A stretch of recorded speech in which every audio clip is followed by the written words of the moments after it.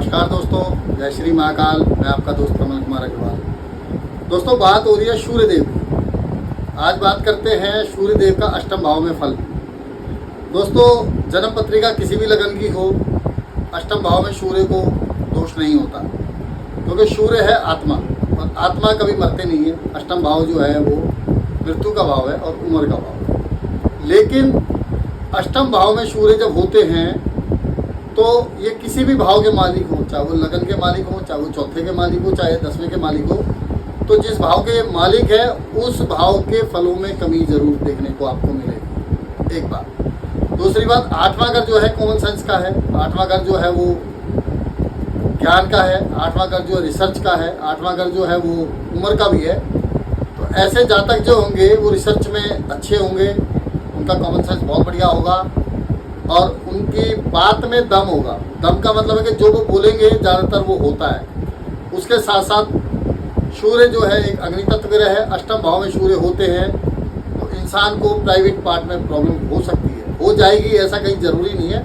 लेकिन अगर अष्टम भाव में सूर्य हैं और वो किसी शत्रु राशि में है या अपने किसी शत्रु के साथ हैं, मान लीजिए राहु के साथ में है, शनि की दृष्टि में है या केतु के साथ में है या अन्य किसी पापी ग्रह की, मंगल की भी दृष्टि अगर अष्टम भाव पे पड़ गई है सूर्य के ऊपर, ऐसे में जातक को गुप्त रोग हो सकते हैं, जैसे पाइल्स हो गया, बवासीर हो गया या एक्सीडेंट हो गया, चोट चपेट एक्सीडेंट के बहुत सारे योग हो सकते हैं। इसीलिए मैंने कहा कि अष्टम भाव में सूर्य खराब नहीं होते, लेकिन ये कहीं ना कहीं नुकसान तो ज़रूर करेंगे, क्योंकि 8वां घर जो है कहीं ना कहीं एक्सीडेंट का, असाध्य रोग का, चोट चपेट का भी है।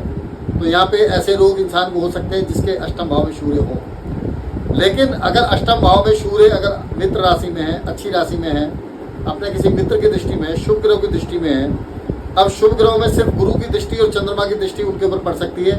अदरवाइज सूर्य के साथ में गुरु की दृष्टि के अलावा, चंद्रमा के अलावा शायद किसी ग्रह की, शुभ ग्रह की दृष्टि नहीं पड़ेगी, क्योंकि शुक्र और बुध उनके अगल बगल में होते हैं।